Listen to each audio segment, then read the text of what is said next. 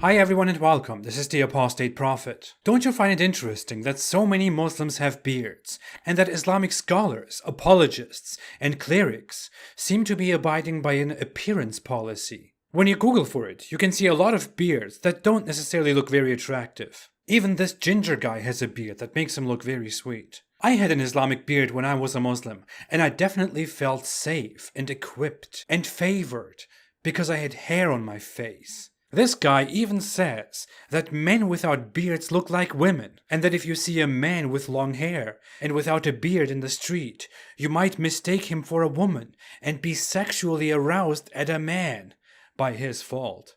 And who wants to have indecent thoughts about a man by accident? Allah forbid. Instead of drooling at every walking female in the street. When you research further, you see how Islamic scholars harshly discuss the rulings on beards and shaving them, which of course is a very important aspect of life. So what is it about Islam and beards? Why do Muslims have beards? Well, briefly explained, according to the fundamental sources of Islam, and according to Sunni Islam and Shia Islam, it is obligatory to have a beard. Although the degree to which it is obligatory and the shape of it slightly varies between Shia Islam and Sunni Islam, and also somewhat within the schools of Sunni Islam. If you're wondering why it is obligatory, I would say it is not too hard to guess. The reasons are primitive and tribalistic, of course. The obligation doesn't come from the Quran, just like many other obligations in Islam. It comes from the Hadith, which are reports quoting or describing Muhammad and his companions. It is consensually agreed that Muslims are required to follow the example of Muhammad, and as justification for that,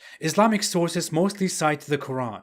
In several verses, it says that obeying Muhammad means obeying Allah, that everyone should listen to Muhammad, that Muhammad is a brilliant example. Among Muslims, it is commonly known that he is the most perfect human being to ever walk the face of the earth. But more to that quite soon. The tradition, the example of Muhammad and his companions, is called the Sunnah. In the Sunnah, there are a lot of practices and orders from Muhammad whose purpose it is to distinguish Muslims from the bad non-Muslims. Among those things is the beard. Muhammad is reported to have said, "Do the opposite of what pagans do. Keep the beards and cut the mustaches short." Or, "Trim the mustache and grow the beard, and thus act against the fire worshippers." According to a report, Muhammad once received two people from Persia, Zoroastrians, who had long mustaches and no beards. When he saw that, he was disgusted by their appearance. Muhammad then announced that Muslims should have beards and trimmed mustaches to act against the fire-worshipping Zoroastrians. So in essence, the whole ruling about beards and mustaches has to do with tribalism. To look like a Muslim, or to be more accurate, to not look like non-Muslims. Similar reports also concern Jews and Christians, where Muhammad orders his followers to dye their gray hair, because Jews and Christians don't do that. Another report even shows that Muhammad used to copy the hairstyle of Jews and Christians and be different from pagans. Later on, when things didn't go well with Jews and Christians, he changed his hairstyle. Why is it that important that Muslims don't look like non-Muslims? Why was Muhammad so obsessed with that? Because it was about us and them. Muhammad also said by numerous reports, "Whoever imitates a people is one of them." This is a very, very common sentiment in Islamic culture. Be like a Muslim, look like a Muslim, act like a Muslim. Many aspects of Islam, including hair, beard, mustache, clothing, the call for prayer, were shaped by trying not to look like other non-Muslim groups. It is funny that in the effort to look different from everyone else, Muslims basically caged themselves in a single appearance that they can't get out of. Congratulations, Muhammad. Very smart. You played yourself. The Quran also says that whoever befriends Christians and Jews was one of them. As you can see, it is very important not to be, look, or act like the dirty infidel, and not to befriend them. Islamic sources will try to explain to you in so many ways that if you act and look like non-Muslims, you will love them and their false, wrong ways too much. And that if you love them too much, you will become like them. Allah forbid. Although this is the most important, the most well-known, most cited reason for the beard, Islamic sources usually cite one or two more reasons why to keep a beard. Reason number 2 is that a beard is part of the pure nature of a man, and it looks good. A hadith cites cutting the mustache, letting the beard grow, cutting nails, plucking armpit hair, shaving pubic hair, and other details as part of the fitra, the pure nature of a man. It's pretty weird that letting your beard grow is considered of nature, but letting your mustache or armpit hair grow is not. They want to tell me that this look is pure and natural. No wonder Muslim apologists resort to such poor propaganda. If you think beard is unattractive, then think about the Prophet Muhammad. He was the most beautiful creation, and he had a beard.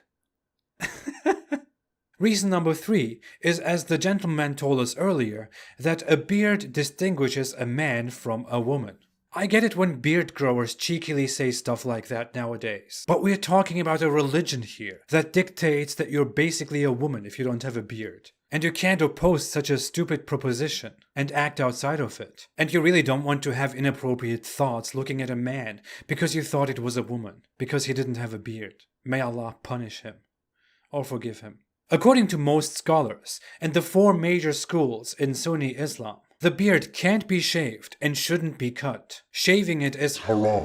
It cannot be shorter than what you hold in your fist, because that's apparently how Muhammad's companions had it. The scholars differ on trimming it a little bit if it is too long, or shaving what is below or on the sides. Some say that you can trim it a little bit if it is too long and ugly.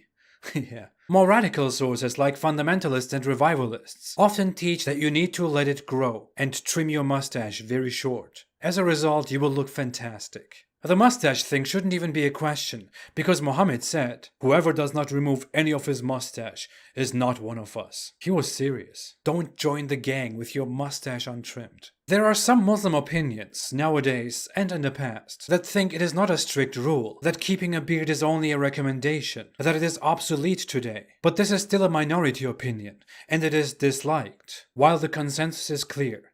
Look like this. Isn't it a little bit weird? A little bit. That Islam is claimed to be a religion, a faith, in Allah, the Creator, whom you must believe in and obey in order to reach paradise and escape hell. But you're also supposed to strictly follow something as ridiculous as having a specific beard. Because in the 7th century, a man who brought the message of Allah had his beard that way and told others to make it that way too. Isn't it bizarre that whether or not you are a true follower of Islam, part of the faith, and liked by Allah, depends on how you look? People dress and make their hair and beard and face in specific ways in order to be liked and respected in society. People have been doing this forever. It is natural. Islam confines all that natural desire to "this is what you will do and nothing else." Isn't it also interesting that wherever we look within Islamic rules and traditions, even when it is something as pathetic as facial hair, it is again about tribalism, about us and them, about the own and the other, we and the enemy, the superior and the inferior. It is ridiculous. It is very laughable. What a joke. But it also further proves the problem of Islam as a religion that thrives on separation and hostility. Next time someone tells you that Islam is universal, that it is not about difficulties and separation and supremacy, ask them about the beard. To those Muslims who don't want to believe that Islam is about tribalism and separatism, what do you say about the beard and all the sources regarding the beard? To religious Muslims and knowledgeable Muslims, well, I wouldn't ask them anything. No religious and knowledgeable Muslim actually believes that Islam was about peace, love, acceptance, friendship, and cakes. Thanks for watching. If you like this video, don't forget to like, to subscribe, and to share. Most of my videos are not monetized, so you can watch everything without ads. If you want to support me and my cause, you can support me on Patreon or on apostateprophet.com. I appreciate all your support very much. I'll be back soon. Have a great day and stay away from Islam.